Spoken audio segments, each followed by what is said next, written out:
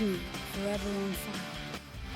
ಕುಮಾರಸ್ವಾಮಿಯನ್ನ ಹಂದಿ ಅಂತ ಕರೆದಿದ್ದಾರ, ನಾನು ಅದರ ಬಗ್ಗೆ ಕಮೆಂಟ್ ಮಾಡೋದಕ್ಕೆ ಹೋಗಲ್ಲ ಅಂತ ಸಿಎಂ ಸಿದ್ದರಾಮಯ್ಯ ಪ್ರತಿಕ್ರಿಯೆ ಕೊಟ್ಟಿದ್ದಾರೆ.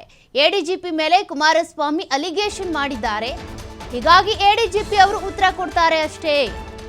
ಎಡಿಜಿಪಿ ಕುಮಾರಸ್ವಾಮಿ ಅವರಿಗೆ ಹಂದಿ ಅಂತ ಹೇಳಿಲ್ಲ, ಅವ್ರ ಬಗ್ಗೆ ನಾನು ಪ್ರತಿಕ್ರಿಯೆ ಕೊಡೋದಕ್ಕೂ ಹೋಗಲ್ಲ ಅಂತ ಸಿಎಂ ಸಿದ್ದರಾಮಯ್ಯನವರು ಹೇಳಿದ್ದಾರೆ. ರೇವ್ ಪಾರ್ಟಿ ಕೇಸ್ನಲ್ಲಿ ಖಾಕಿ ಕ್ರಮ ಕೈಗೊಳ್ಳುತ್ತೆ ಅಂತ ಕೂಡ ಇದೇ ಸಂದರ್ಭದಲ್ಲಿ ಮಾಹಿತಿ ಕೊಟ್ಟಿದ್ದಾರೆ. ಅಂದ್ರೆ ಎಚ್.ಡಿ. ಕುಮಾರಸ್ವಾಮಿ ಅವರು ಎಡಿಜಿಪಿ ಅಂದ್ರೆ ಎಸ್ಐಟಿ ಮುಖ್ಯಸ್ಥ ಆಗಿರುವಂತ ಎಡಿಜಿಪಿ ಚಂದ್ರಶೇಖರ್ ಅವರ ವಿರುದ್ಧ ಭ್ರಷ್ಟಾಚಾರದ ಆರೋಪವನ್ನ ಮಾಡಿದ್ರು. ಇದಕ್ಕೆ ಸಂಬಂಧಪಟ್ಟಂತೆ ಎಡಿಜಿಪಿ ಚಂದ್ರಶೇಖರ್ ಅವರು ಸುದ್ದಿಗೋಷ್ಠಿ ಕರೆದಂತ ಸಂದರ್ಭದಲ್ಲಿ ಒಂದು ಹೇಳಿಕೆ ಕೊಟ್ಟಿದ್ರು. ಹಂದಿಗಳ ಜೊತೆಗೆ ಗುದ್ದಾಡೋದಕ್ಕೆ, ಜಗಳಕ್ಕಿಳಿಯೋದಕ್ಕೆ ಹೋಗಬಾರ್ದು, ಆಗ ನಮಗೆ ಕೆಸರು ಮೆತ್ಕೊಳ್ಳುತ್ತೆ ಅಂತ.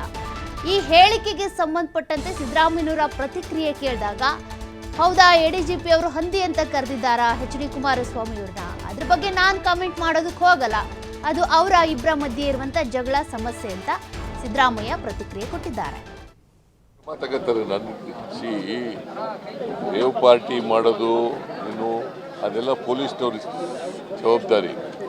ಪೊಲೀಸ್ನವರು ರೈಡ್ ಮಾಡಿದಾರಂತೆ, ನಾನು ಹಿಂಗೆ ಹೇಳಿದ್ರು SP ಅವರು ಕಾನೂನು ರೀತಿಯ ಕ್ರಮ ತಗೋತಾರೆ. ಸೂಚನೆ ಕೊಟ್ಟಿದ್ದೀನಿ, ಅದಕ್ಕೆ ರೇವ್ ಪಾರ್ಟಿ ಮಾಡ್ತಾ ಇದ್ರಂತೆ, ರೇವ್ ಪಾರ್ಟಿ, ಸೊ ಅದಕ್ಕೆ ಕಾನೂನು ರೀತಿಯ ಕ್ರಮ ತಗೋತಾರೆ ಪೊಲೀಸ್ನವರು. ಈಗ ನಾನು I do not to comment on that.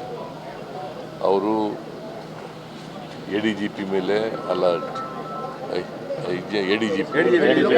ADGP ಮೇಲೆ ಅಲಿಗೇಷನ್ ಮಾಡಿದ್ದಾರೆ, ಅವರು ಉತ್ತರ ಕೊಟ್ಟಿದ್ದಾರೆ ಅಷ್ಟೇ ಗೊತ್ತಿರೋದು.